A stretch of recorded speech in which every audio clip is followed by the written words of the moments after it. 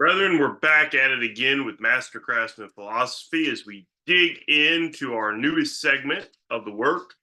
Uh, this time, we're about to complete this section here on the chapter Rose Croix, and specifically, we're going to address the 18th degree, Night Rose Croix, and we're going to dig into that today. If you remember the Valley of St. Louis study groups, remember, as always, you want to have read the material before you listen to this lecture for its overview and its hitting on the high points.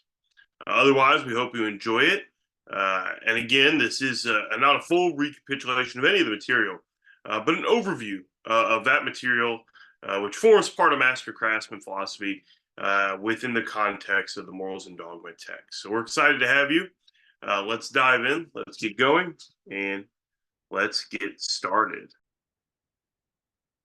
So as we dive into this final section of the 18th degree, we begin to explore the penultimate work, if you will, of the chapter and kind of the dividing point, if you will, in a way, between the four bodies. As the close of this degree leads us into the Kadosh, and then, of course, later the consistory. The 18th degree holds a special place for many brothers through its message, its lessons, and its purposes. The degree begins, at least in its conferral sense, with the working tools of masonry being shattered. The temple is in ruins. It is a dark scene we arrive on. Not at all positive or happy, if you will. Inevitably, we labor with the knights. We are given some divine gifts, if you will, to guide us, and we discover the new law and the new word, or the true word, as we search through darkness, through the inferno, and into the resplendence of a new era. The degree itself has several names, several iterations, dependent upon the time period, as many of these degrees do. In particular, this one has kind of followed always that Rose Croix flavor, if you will, or Rose Croix flavor, as well as tagging in things like the eagle, the pelican, a sovereign prince, and heirdom or heirdom, depending on where you're at. That word generally attached to this degree is said to mean perhaps of the inheritor's lordship, holy house, and it is said to reference a mystic mountain in Scotland. So let's dive in a little bit here and see what we can discover. The 18th degree, in its many facets and in its applications, often will lend itself to very particular mindsets. And we begin this lecture with some very clear instruction about those ideas. Each of us makes such application to his own faith and creed of the symbols and ceremonies of this degree, as it seems proper to him, with such special interpretations as we have here nothing to do. Like the legend of Master Hiram, in which some see figured the condemnation and sufferings of Christ, others see the unfortunate Grand Master of the Templars, others see Charles, King of England, and still others the descent of the sun, its winter solstice, the basis of many legends. So the ceremonies of this degree receive different examinations and explanations, each being interpreted by the brother himself and being offered his own thoughts. And so we should not be offended at the interpretation of another. In no way other can Masonry possess its characteristics of universality, the character which has been ever peculiar to it from its origin, which enabled two kings, worshippers of different deities, to sit together as masters when the walls of the first temple arose. The men of Gebel, bowing down to Phoenician gods, to work side by side with the Hebrews, to whose gods were abomination, and to sit with them in the same lodge as brethren. Pike very clearly makes evident at the beginning of this degree the importance of our acceptance and our understanding of symbols, realizing the universality of our craft, and that our beliefs are not necessarily the beliefs of our others, and we should allow for those considerations, those tolerations. Having cleared that hoop, he begins to discuss the commentary of good and evil and how they interact within the universe. He reminds us that the primitive men met in no temple made with human hands. God, said Stephen, the first martyr, dwelt not in temples made by hands, but in the open air, under the overarching mysterious sky, in the great world temple. They uttered their vows, their offerings, and adored them in the open. This idea of the divine. And all antiquity solved the enigma of the existence of evil by supposing that, in contrary opposition to the divine, there was a principle of evil, perhaps demons, fallen angels, an Abiron, a Typhon, a Loki, a Satan, first falling themselves, plunged into mystery and darkness, tempting man to fall, being brought thus forward into the world. All of these faiths and their practices, all these ideas, of course, come together, and they all had their belief in a future life to be attained by purification and trial in a state of successive reward and punishment, and a mediator or redeemer by whom the evil principle, the darkness, would be overcome, that the supreme deity would reconcile with his creatures. This belief, this mindset, of course, was general, and the ideas wrapped in it that we now know through various trains, this idea of perhaps being born of a virgin, suffering a painful death, are marked across multiple traditions. Pike himself notes here that the Indians called him Krishna, the Chinese Kantu, the Phoenicians Soshi, the Chaldeans Duvanji, the Egyptians Horus. Plato called it love, and the Scandinavians called it Balder.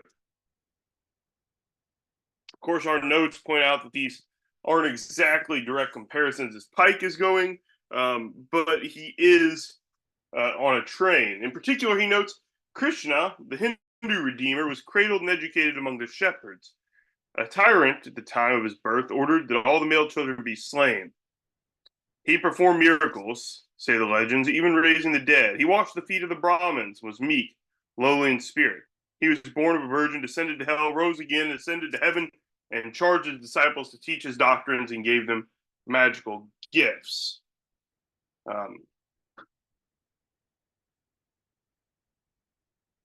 This, of course, is noted as perhaps an exaggeration of the circumstances. Yet each of these individuals plays into our different mindsets and systems. The first Masonic lawgiver whose memory is preserved by history was the Buddha. And Pike doesn't here mean that Buddha is a Freemason. He's metaphorically referring to him as a Masonic legislator because he ignored the social stratification of the time and the restrictions which prevented those from meeting equally and upon the level. He called Buddha called to the priesthood all men without distinction. He felt those who felt inspired by God to instruct men. Those who were associated themselves formed a society and worked together towards that great end. These systems in the ebb and flow of existence taught different ideas, different concepts, but they all wrapped into this idea of life, death, and a rebirth. This idea that man had been fallen, will be redeemed and come again and return again to a greater state. We're told that for the Phoenicians, the serpent was deemed to partake in the divine nature and was sacred, as he was in Egypt. He was deemed to be immortal unless slain by violence, becoming young again in old age, and entering into and consummating himself. This, of course, is really more based on the natural phenomenon of a snake shedding its skin, of course, and perhaps comes to this idea of the Ouroboros, which represents eternity, immortality, infinity, if you will.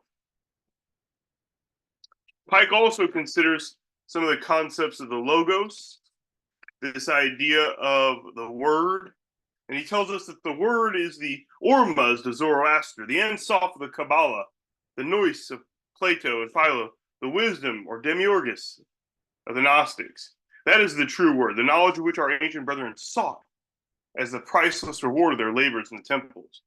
The word of life, the divine reason, in whom was life, and that life was the light of men, which long shone in darkness, and the darkness comprehended it not. In the beginning, says the extract from the older work, with which John commences his own Gospels, was the Word, and the Word was near to God, and the Word was God. All things were made in him, by him and without him, and nothing was made that was made. In him was life, and the life was the light of man, and the light shineth not, because the darkness could not contain it. Pike kind of looks at this statement and considers it in various forms, and he comments on it that the first sentence, perhaps fully rendered, is, and this isn't so much a translation, but a mindset, is when the process of emanation or creation or the evolution of existence is inferior to the supreme God began, the Word came into existence and was. And the Word was near to God, the immediate or first emanation from him. And it was God himself, developed or manifested in that particular mode and action. And by that, the Word, everything was created. Kind of an interesting point that Pike notes here. He continues to talk about the concept of the Word for several pages in its mindset. And he talks about the various interpretations of man in what the divine was and how we referred to it, how we looked at it. And specifically, he says that in many ways, the ancients were, of course, going to be drawn to the sun, to the light as an idea of the divine.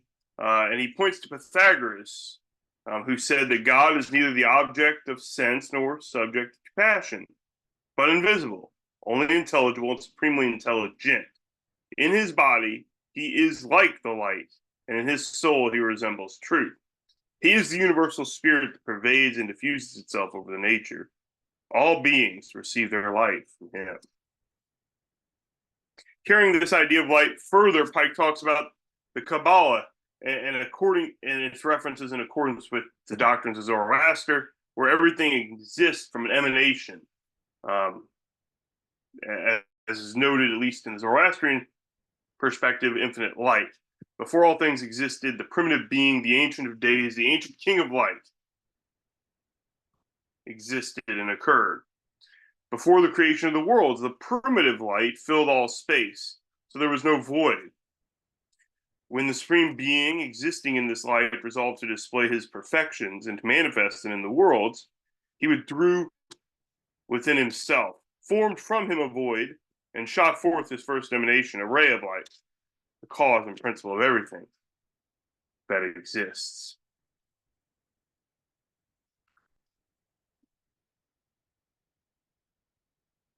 He continues to talk about light for a while and notices the Masonic insinuations of that. And he talks about this idea of Masonic light and this idea of what we mean by it, and this idea that light, as distinguished from darkness, is good, as that could be distinguished from evil.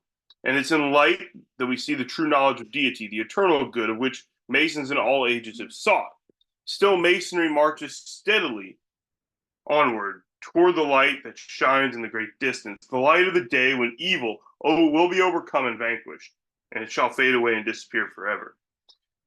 He then takes a moment to address the degree itself and its various apartments. This is one of the few that he actually really goes directly at the work in several pieces. The degree of Rose Croix, of course, teaches three things: the unity, immutability, and goodness of God, the immortality of the soul, and the ultimate defeat and extinction of evil and wrong and sorrow by a Redeemer. It replaces the three pillars of the Old Temple, if you can remember what those are, wisdom, strength, and beauty, with three that have already been presented to the brother in various places, but are again presented. Those ideas of faith, hope, and charity.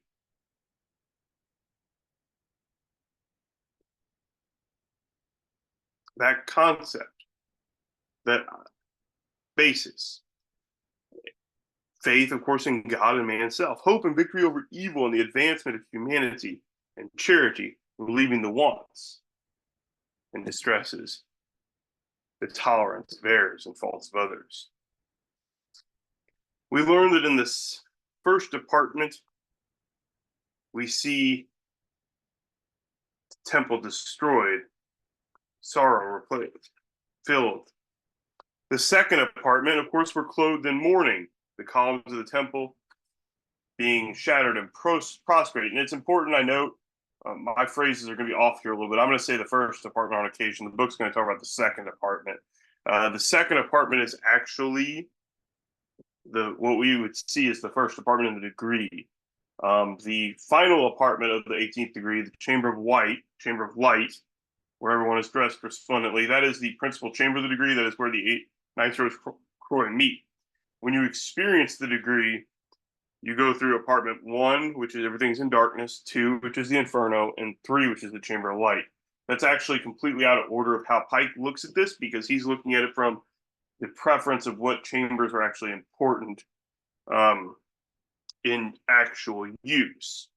The second apartment shows us clothed in mourning. The columns of the temple are shattered. It represents the world under the tyranny of the principle of evil, where virtue is persecuted, vice is a reward. The third apartment, which is the hell scene, the Inferno, represents the consequences of sin and vice. It can be seen in the type of Hades of the Greeks, Gehenna of the Hebrews, Tartarus of the Romans, the hell of the Christians. Only agony, torture exists there. The final apartment represents the universe, freed from insolent dominion, free from tyranny, or the principles of which the brilliant and true light flows from the supreme deity, where sin and wrong, pain and sorrow and remorse are faded. We are all fully developed in our purposes. We are fully prepared to advance, to move forward in our great battles. Our obligations taken by the ancient brethren of Rose Croix were to fill the duties of friendship, cheerfulness, charity, peace, liberality, temperance, and chastity, and unscrupulously to avoid impurity, haughtiness, anger, hatred, and all those other vices. The principal rules were to work in such a way to exercise the profession of medicine, charitability without fee, to advance the cause of virtue and large sciences, induce men to live in this primitive world. Those comments there that pop up in this lecture tie us to the Rosicrucians of old and the Rosicrucian manifestos, which use those as their bulwarks. When this degree, of course, had its origin, we're told it was not important to inquire into the rights which the man professed, rather into his qualities, and understand that as being most important. The degree, of course, is filled with quite a prolific amount of symbolism in its consideration. And these symbols cut quite a swath. This idea of light and dark, the idea of good and evil, the idea of the interrelationship of opposites and how they interplay, as well as the template which we can find put upon them by different faith traditions.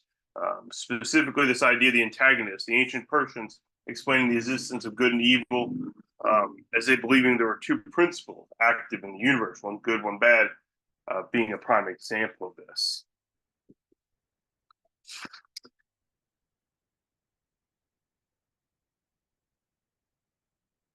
Further, we look at some of the symbolism surrounding this degree in regards to the Kabbalah, the temple, to the various pieces which fit into that,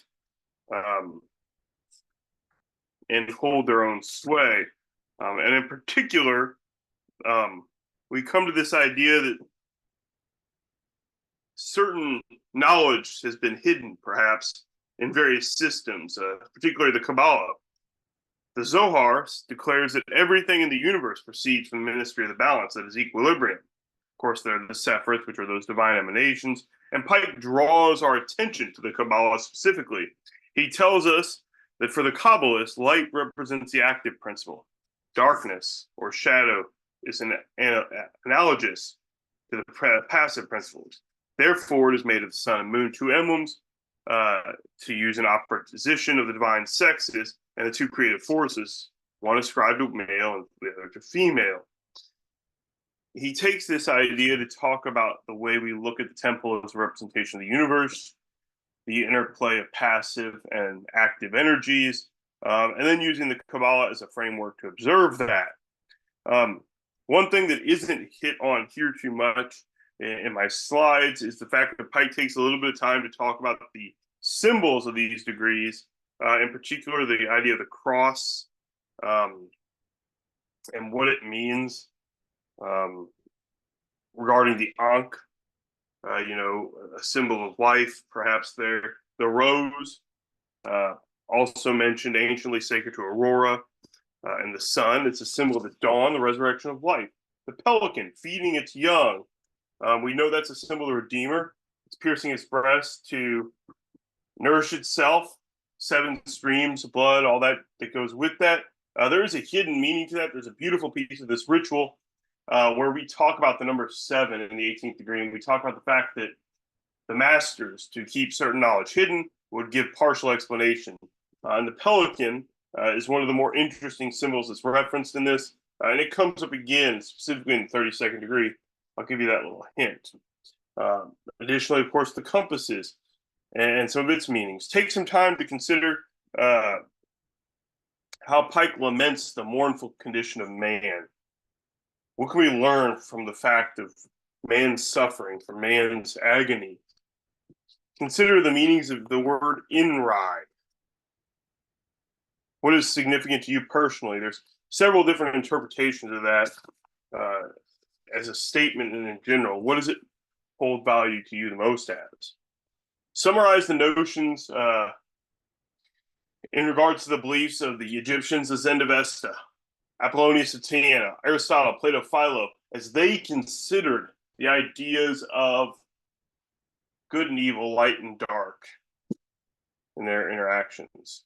Take some time to look at those apartments we discussed. Weigh all those things, and then consider this degree as a whole and answer this final question. Pike tells us in the lectures that a tenet of faith is to believe in something because it is impossible. Read the footnotes. Weigh this in your own life experiences. What does it mean to you? What value does it hold?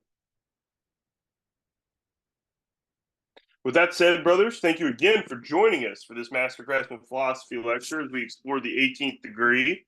We are excited that you're a part of this evening's course, and we look forward to seeing you continue as we head into the next section, which is going to pick up with the 19th degree and chug through up until the 22nd. And we'll get rolling on that soon. We'll catch you next time. Have a good evening, good morning, good afternoon. Adios, brothers.